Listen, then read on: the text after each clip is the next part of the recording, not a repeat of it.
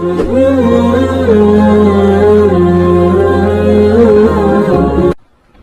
پاک علیہ الصلوۃ والسلام کی تبلیغ کے 3 دور ہیں۔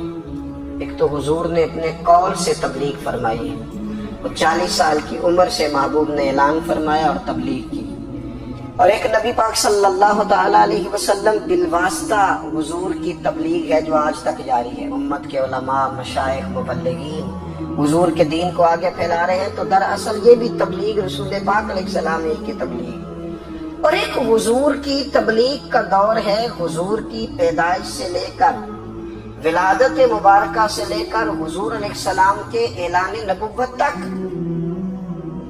اس دوران نبی پاک نے جو تبلیغ فرمائی ہے وہ اپنے کردار سے فرمائی ہے۔ عرب کا وہ معاشرہ جو بڑا میلا کچیلا گدلا ہو چکا تھا، جس کے اندر سراسر مادہ پرستی کا زور تھا، جس کے اندر لوگ انسانوں کی خرید و فروخت کرتے تھے، جس کے اندر بیٹیوں کو زندہ دفن کر دیتے تھے، جس کے اندر جو آدمی جتنا زیادہ مضبوط ہوتا تھا اتنا زیادہ لٹیرا بن جاتا تھا، اس معاشرے کے اندر رسول کریم علیہ السلام نے 40 سال گزارے، اور اس طرح گزارے کہ جو بیگانے بھی تھے وہ بھی کہا کرتے تھے یہ صادق ہیں، یہ امین ہیں۔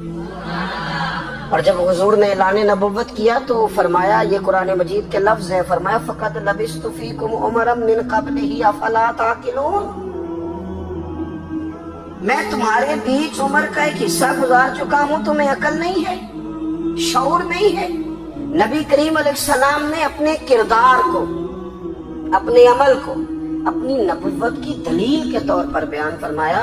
وہ تو حضرت حلیمہ بھی فرماتی ہیں نا، جب میں نبی کریم علیہ السلام کو اپنے گھر لے گئی تو میرا اپنا بچہ بھی دودھ پیتا تھا، 2 میرے بیٹے ہو گئے، ایک میری یہ نسبی اولاد اور حضور میری رضائی اولاد۔ تو کہتی ہے جب میں کریم محبوب علیہ السلام کو اپنے سینے سے لگاتی تھی تو حضور میرے ایک پستان سے دودھ پیتے تھے اور دوسرا اپنے بھائی کے لیے چھوڑ دیا کرتے تھے۔ یہاں سے رسول کریم علیہ السلام نے کردار کے ذریعے تبلیغ، اور پھر اعلان نبوت سے پہلے ایک تنظیم عرب کے جوانوں پر، عرب کے سرداروں پر مشتمل بنائی گئی، جس میں نبی کریم علیہ السلام نے بڑا حصہ لیا سرکار نے، اور بڑے اہم لوگوں کو شعور حضور نے عطا فرمائے۔ وہ اس جماعت کا فیصلہ تھا کہ ہم سارے جوان، سارے بڑے لوگ ملیں گے، یہ حضور کے اعلان نبوت سے پہلے کی بات ہے، ہم بڑے لوگ ملیں گے، کسی بڑے کو کسی چھوٹے پر ظلم نہیں کرنے دیں گے، کسی آدمی کو کسی غریب کا حق نہیں کھانے دیں گے۔ حضور علیہ السلام نے نا اپنے کردار سے، اپنے عمل سے، اور آپ کا جو عمل ہوتا ہے نا وہ اصل ہوتا ہے، ایک ہوتا ہے آپ کوئی بات کرتے ہیں اور ایک ہوتا ہے کہ آپ کوئی عمل کرتے ہیں۔ آپ جب عمل کرتے ہیں تو عمل کے ذریعے بھی لوگوں تک بات پہنچتی ہے کہ دراصل آپ کا اٹھنا بیٹھنا چلنا پھرنا کیا ہے۔ میرے رسول کریم علیہ السلام کا اٹھنا بھی ایک نبی کا، بیٹھنا بھی ایک نبی کا، بات کرنا بھی ایک نبی کا، معاملات زندگی کرنا بھی ایک نبی کا، لین دین کرنا بھی ایک نبی کا۔ ایک شخص کہتے ہیں میں نے اعلان نبوت سے پہلے حضور علیہ السلام سے کچھ چیز خریدی تھی، اور میں نے عرض کیا تھا آپ یہاں تشریف رکھے، میں پیسے لے کے آتا ہوں۔ میں 3 دن کے بعد آیا۔ دیکھو یہ بات کرنی کتنی آسان ہے، بولنی کتنی آسان ہے، پر 3 دن یہاں میرے بھائی کو کسی شخص کو 2 گھنٹے انتظار کرنا پڑ جائے تو لوگ کہتے ہیں الانتظار اشد من القتل، یہ تو قتل سے زیادہ تکلیف والا معاملہ ہے منتظر رہنا کسی کا۔ کہتے 3 دن کے بعد میں آیا تو میرے رسول کریم وہیں تشریف فرمایا، بس اتنا فرمایا یار تم نے مجھے بڑی تکلیف میں ڈال دیا، 3 دن ہو گئے یہاں رکے ہوئے۔ تو حضور نے اپنے کردار کو، اپنے عمل کو، اپنے معاملات کو سب سے پہلے اپنی نبوت کی دلیل کے طور پر پیش کیا۔ کسی نے کیا خوب کہا تھا کہ جو تیری جان کے دشمن ہیں وہ بھی کہتے ہیں، وہ جو تیری جان کے دشمن ہیں، بظاہر تو آئے ہیں نا ہجرت کی رات جان لینے، لیکن امانتیں حضور کے گھر میں رکھی ہوئی ہیں، امانتیں کاشانہ نور پہ پڑی ہیں۔ وہ جو تیری جان کے دشمن ہیں وہ بھی کہتے ہیں کہ امین تو ہے اور صداقت کی آبرو تو ہے، امین بھی تو ہے، صداقت کی آبرو تو ہے۔ تو پہلے کردار، پھر دوسری بات، اللہ تعالیٰ نے اپنے محبوب علیہ السلام کو अपना मुतलक नायब बनाकर, अपना महबूब आजम बनाकर। वैसे ही सारे इंसानों के बारे में कहा, वइज़ क़ाल रब्बुका लिल मलाइकति इन्नी जाइलुन फिल अर्दि खलीफा, मैं जमीन में अपना नायब बनाने वाला हूँ। लेकिन हुजूर अलैहिस्सलाम तो महबूब है ना, हुजूर की नियाबत तो महबूबियत के दर्जे पर फायज है। तो रसूल पाक को रब करीम ने इस तरह का बना के भेजा कि हजरत अब्दुल्ला इब्न रवाहा रज़ी अल्लाह तआला अन्हु बयान फरमाते हैं कि अगर हुजूर कोई मौजज़ा न भी दिखाते, नबी करीम अलैहिस्सलाम से कोई एजाज लोग न भी देखते, तो महबूब का तो चेहरा ही इस तरह का था, लोगों ने देख ले जाना था और कलमा पढ़ के जाना था। लेकिन बावजूद इसके मेरे रसूल पाक का एजाज ये है, कमाल ये है कि हुजूर कभी इशारा कर दे तो चांद दो टुकड़े हो जाए, कभी दुआ मांग दे तो डूबा हुआ सूरज वापस आ जाए, कभी महबूब गुजरने लगे तो पत्थर आप पर सलाम पड़े, कभी हुजूर पहाड़ पर चढ़ जाए तो पहाड़ वज्द में आकर झूमने लगे, महबूब का कभी नमाज पढ़ाते इरादा बन जाए तो अल्लाह ताला किबले का रुख ही तब्दील फरमा दे। क्या खूबसूरत सोच है और क्या नजरिया देते हैं बरेली के इमाम। फरमाते इजाबत का जोड़ा इनायत का सेहरा दुल्हन बन के निकली दुआए मोहम्मद, और इजाबत ने झुक कर गले से लगाया बड़ी नाज से जब दुआए मोहम्मद। देखो खुदा की रजा चाहते हैं दो आलम, खुदा चाहता है रजाए मोहम्मद सल्लल्लाहु ताला अलैहि वसल्लम। और एक मकाम पे फरमाते हैं नाइबे दस्ते कुदरत पे लाखों सलाम, नाइबे दस्ते कुदरत पे लाखों सलाम। तो अल्लाह ताला ने नबी पाक सल्लल्लाहु ताला अलैहि वसल्लम को जो एजाज। फिर एक और बात, हुजूर उम्मी है, दुनिया में आकर महबूब ने किसी से पढ़ा ही नहीं।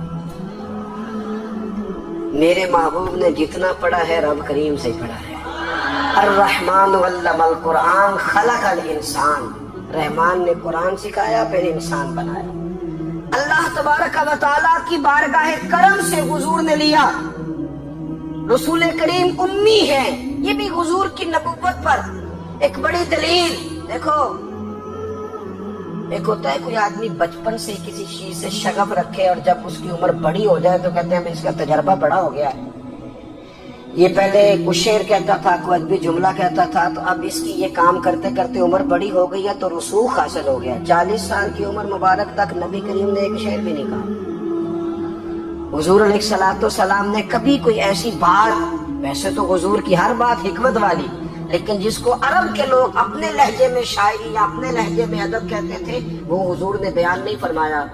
लेकिन जब 40 साल की उम्र में ऐलान नबुव्वत किया तो फिर बड़े बड़े फसीह बलीग, बड़े बड़े सियाने तुफैल बिन अमर कहते हैं कि उस शख्स को भी मैंने देखा जिसे बड़ा नाज था अपनी फसाहत और बलागत पर, और जब वो हुजूर के पास आया और उसने आके कुछ बातें की तो महबूब खामोशी से सुनते रहे, और जब वो चुप कर गया तो मेरे करीम ने सिर्फ सूरह फातिहा पढ़ी। कभी उठता था, कभी बैठता था, कभी गौर करता था, कभी दाएं जाता था, कभी बाएं जाता था, फिर कहने लगा बताओ ना कलाम किसका है। फरमाया उस रब का, उस रब का, उस रब का जिसका मैं रसूल बन के आया हूँ। नबी करीम सल्लल्लाहु ताला अलैहि वसल्लम उम्मी है, लेकिन हुजूर ने कायनात के राजों से पर्दे हटा दिए। नबी करीम ने जीने के सलीके बता दिए। हुजूर ने हर शख्स को उसके मकसद हयात से आगाह कर दिया। नबी करीम अलैहिस्सलाम ने वो फलसफा हयात बयान किया कि लोगों को सिर्फ जीने में मजा नहीं आया, मरने में भी मजा आने लगा। लोग आगे बढ़ बढ़ के जाने पेश करने लगे, अपनी औलादें कुर्बान कर, जो फलसफियों से खुल न सका और नुक्तावरों से हल न हुआ, वो राज एक तैबा वाले ने बतला दिया चंद इशारों में।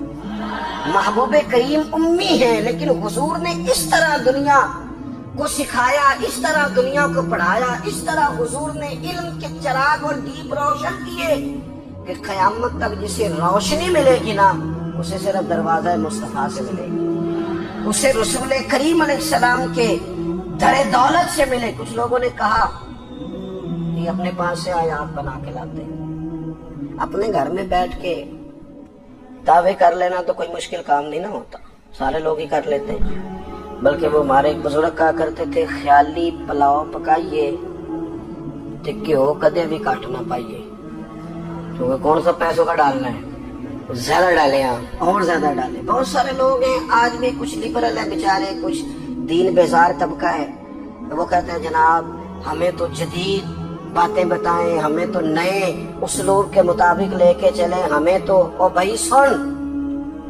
میرے نبی پاک علیہ السلام نے فرمایا میرا قرآن کبھی پرانا نہیں ہوگا، اسے پڑھ کے دیکھ، اس کی جدت کا حسن دیکھ، یہ تو کھلا ہوا باغ ہے، تو ایک دفعہ اس کے قریب آئے گا تو خوشبو ملے گی، دوسری دفعہ آئے گا تو اس سے زیادہ تازی ملے گی، ایک دفعہ پھل کھائے گا تو مزیدار ہوگا اور دوسرا کھائے گا ہو سکتا ہے شکل ملتی جلتی ہو لیکن ذائقہ بڑا نرالا ہوگا۔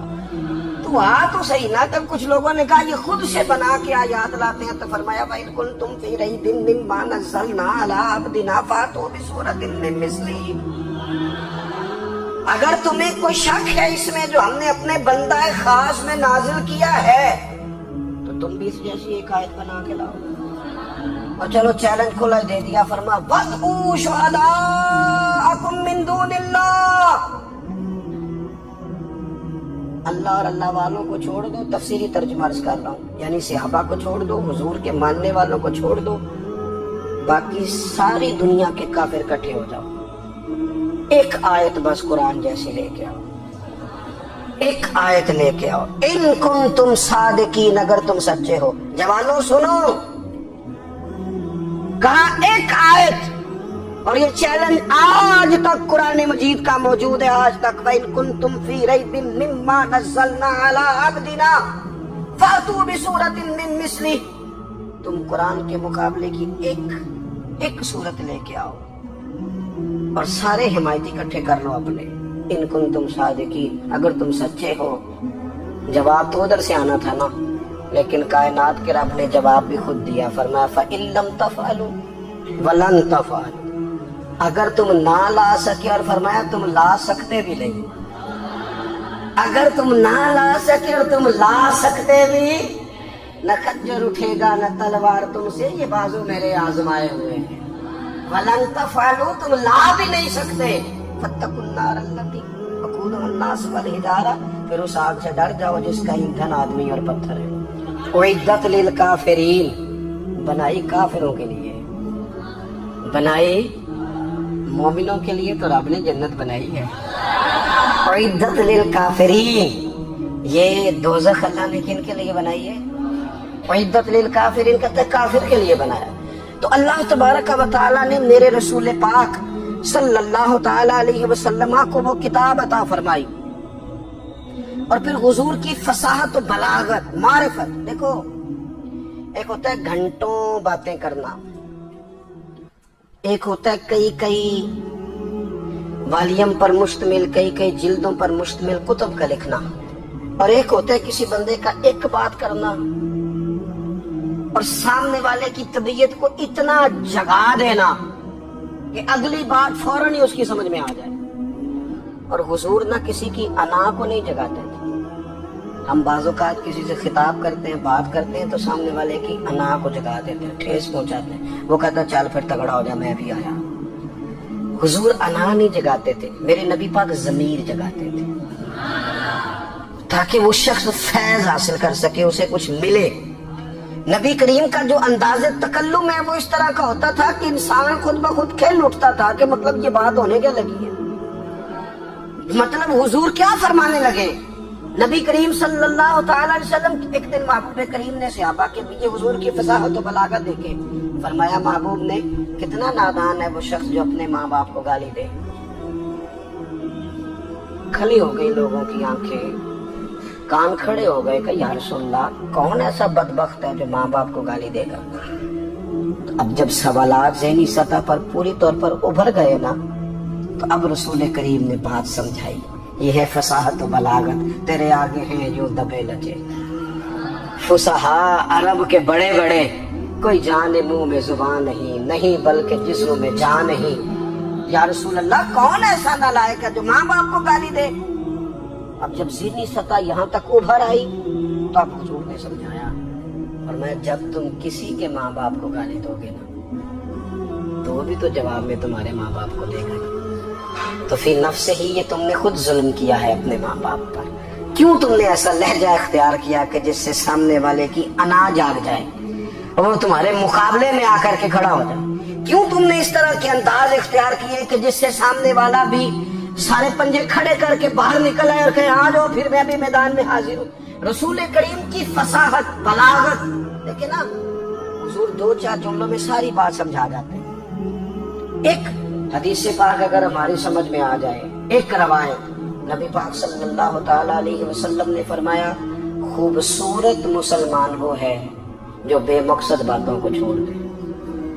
लो, इससे पूरी जिंदगी सजाई जा सकती है, एक जुमले से पूरी जिंदगी सवारी जा सकती है। कोई लंबी चौड़ी बातों में जाने की जरूरत नहीं। कहा खूबसूरत मुसलमान ये है जो बेमकसद बातों को छोड़ दे, लायानी बातों को। क्या कहते हैं हमारे देहात के लोग, जेड़े पिंड जाना नहीं उधर राह पूछने दी।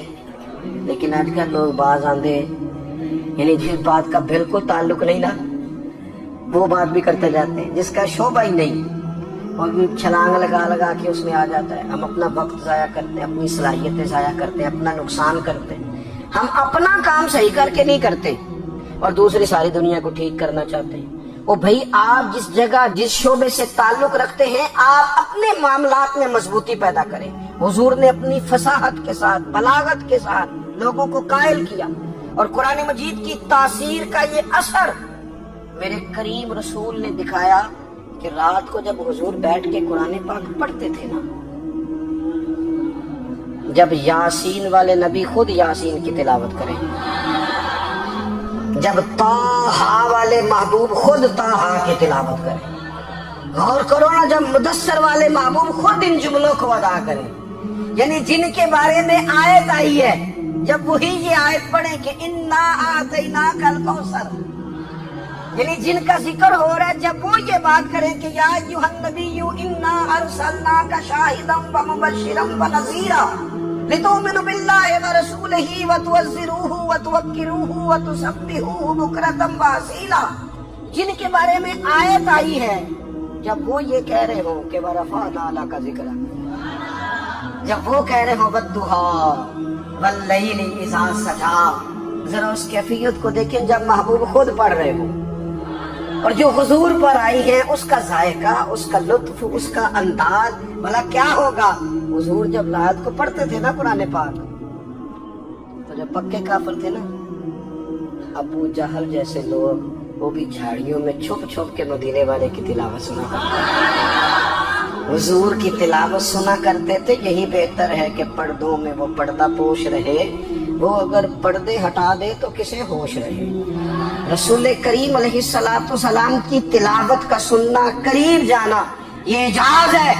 हजरत फारूक आजम कहते हैं, मैं तबीयत का बड़ा डाटा था, मिजाज का बड़ा सख्त था, जिंदगी हमेशा डट कर गुजारी, बातों पर खड़ा रहना आता था, पर जब मेरी बहन ने मुझे चंद आयतें सुनाई ना, तो मैं तड़प ही गया। घरों आया सा मार मुकामने नू, हुण मैनू मार दे लै चलो, ओए मते उमर दी उमर बर्बाद हो जाए, जिथे उमर सवार दे लै चलो। ये एजाज है रसूल करीम सल्लल्लाहु ताला अलैहि वसल्लम पर नाजिल होने वाली किताब का। फिर हुजूर ने खबरें दी, नबी पाक ने खबरें दी। हुजूर ने फरमाया रूम फतह होगा, वो हुआ। नबी करीम अलैहिस्सलातु सलाम ने फरमाया शाम फतह होगा, तो शाम फतह हुआ।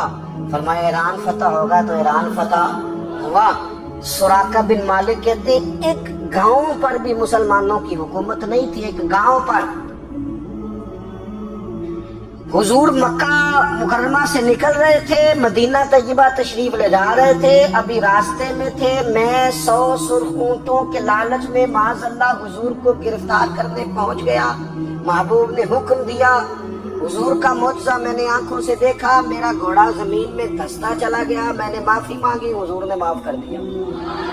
मैंने समझा अचानक हो गया है। ये मनवाना भी बड़ा मुश्किल काम है। शजरो हजर पहचान गए, इंसान की नजरों में शाकी रहा। ये कुछ ऐसे लोग हैं जिनको मनवाना तौबा तौबा, मानने को तैयार नहीं, देख देख के भी मानने को तैयार है नहीं, मानने को तैयार ही नहीं। کہتے ہیں کہ میں نے پھر چاہا آگے بڑھنا تو پھر زمین کے اندر میرے گھوڑے کے پیر دھنسنے لگے، پھر معافی مانگی۔ کریم تیرے معاف کرنے کی ادا پہ بھی قربان جائیں۔ یہ نہیں فرمایا کہ تو بار بار یوں ہی کرتا ہے، فرمایا معافی مانگتا ہے، جا میں نے معاف کیا۔ کہتے ہیں 3 دفعہ میں آگے بڑھا، 3 دفعہ حضور نے معاف کیا تو مسکرا کے فرمانے لگے تو یہاں مجھے گرفتار کرنے آیا ہے، وہ کیسر روم کا علاقہ فتح ہوگا۔ وہ کنگن جو پہنتا ہے نا ہاتھوں میں، بادشاہ کے کنگن معروف ہیں، وہ تیرے ہاتھوں میں آئیں گے۔ اللہ کرے آپ سمجھیں، یہ جو لوگ ڈری ڈری سہمی اور ہمارے بچے مایوسی کی معاذ اللہ باتیں کرتے ہیں، وہ دیکھیں حضور کس طرح کی گفتگو فرماتے ہیں۔ ابھی ایک گاؤں پر بھی اسلام کی حکومت نہیں، لیکن حضور کا خبر دینے کا انداز۔ کریم فرمانے لگے وہ کیسر روم کے جو کنگن ہوں گے وہ تیرے ہاتھوں میں آئیں گے۔ جناب سراقہ بن مالک فرماتے ہیں کہ میں مسلمان ہو گیا، حضور کا وصال ہو گیا، کنگن نہیں آئے۔ حضرت ابوبکر صدیق کا وصال ظاہری ہو گیا، کنگن نہیں آئے۔ جناب عمر کا دور آ گیا، سراقہ بوڑھے ہو گئے۔ کوئی بندہ پوچھتا نا کہ اب تو عمر ڈھل گئی ہے، زندگی کا پتہ نہیں، کہنے لگے نہیں میں نہیں جاتا، جب تک کنگن نہیں آتے اسرائیل کوئی نہیں آئیں گے، کیونکہ ساڈے نبی دی زبان ساڈے واسطے قرآن، جو دن کو کہہ دیا دن ہے تو دن نکل آیا، جو شب کو کہہ دیا شب ہے تو رات ہو کے رہی، اور خدا نے ان کی زبان کو وہ اختیار دیا جو نکلی منہ سے ان کے وہ بات ہو کے رہی۔ اور فاضل بریلوی کا تو انداز ہی پھر انوکھا ہے نا، وہ تو کہتے ہیں وہ زبان جس کو سب کن کی کنجی کہے، جس کو سب کن کی کنجی کہیں، اس کی نافذ حکومت پہ لاکھوں سلام۔ کہنے لگے نہیں آتے حضرت اسرائیل، فکر نہ کرو، بوڑھے ہو گئے تھے، نکلنا گھر سے بند کر دیا تھا، حضرت عمر کا دور تھا، کنگن آ گئے۔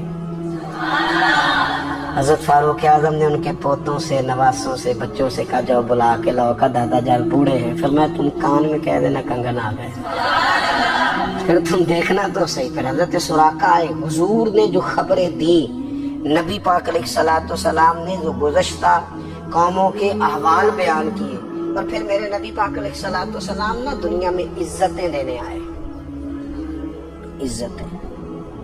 یہ مزاج ہمیں کم کرنا چاہیے، یہ جو ہم ساری زندگی اس کام میں لگا دیتے نا کسی کو نیچا کیسے دکھانا ہے، یہ انداز حضور نے نہیں ہمیں دیا۔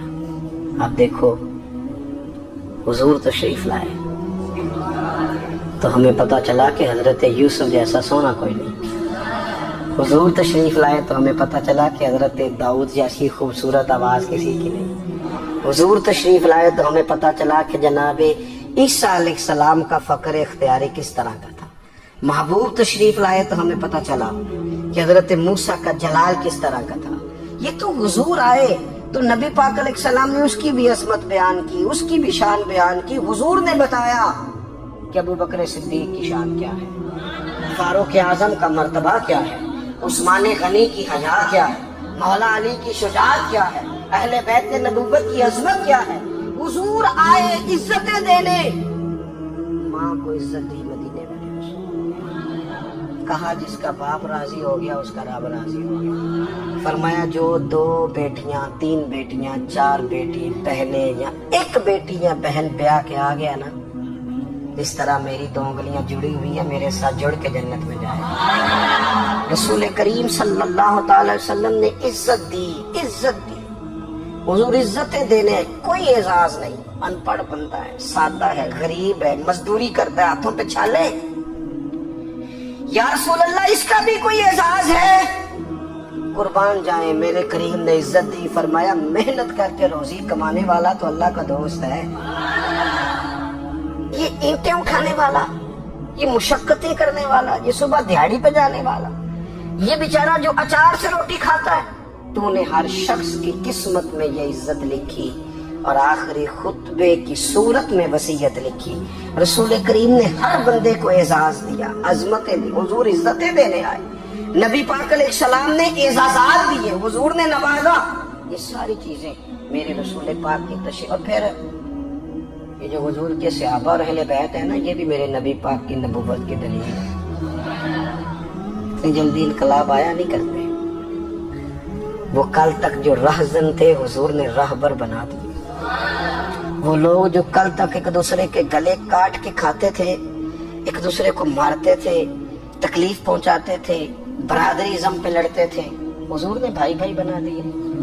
ایک پلیٹ میں کھانا کھانے لگے سیدنا بلال حبشی، صہیب رومی، سلمان فارسی، حضور نے یوں کر کے ملا دیا۔ نبی کریم علیہ السلام نے تقسیمیں ختم کر دی دنیا۔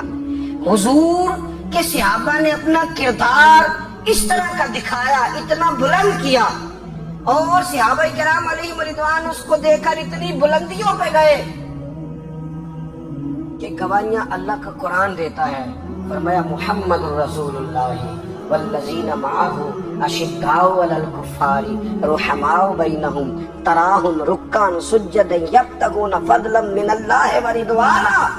فرمایا یہ جو میرے محبوب کے ساتھ والے ہیں کافروں پر سخت ہیں، آپس میں نرم دل ہیں، تم جب بھی انہیں دیکھو گے سجدے کرتے دیکھو گے، رکوع کرتے دیکھو گے، تم انہیں دیکھو گے اللہ کی رضا کے متلاشی ہیں۔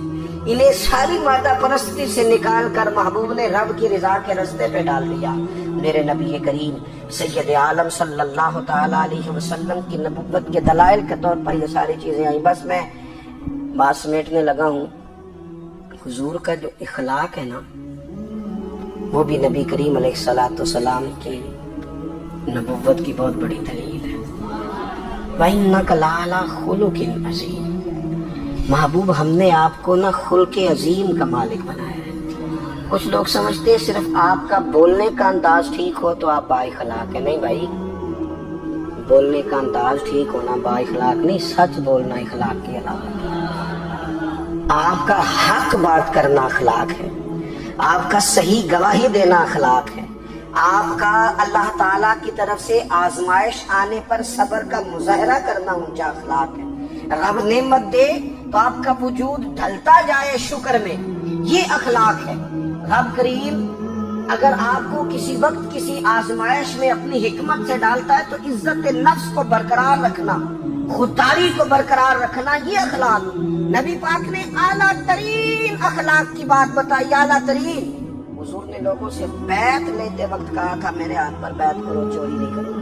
نبی پاک علیہ السلام نے مختلف امور پر بیعت لی۔ حضرت حکیم بن حزام کہتے ہیں حضور نے میرے ہاتھ میں ہاتھ رکھ کے کہا میرے ہاتھ پہ ہاتھ رکھ کے بیعت کرو کہ کسی دنیا دار سے سوال نہیں کرو گے، خودداری سے زندگی گزارو گے، عزت نفس سے، جو رب نے تمہیں دیا ہے تم اس پر راضی رہو گے۔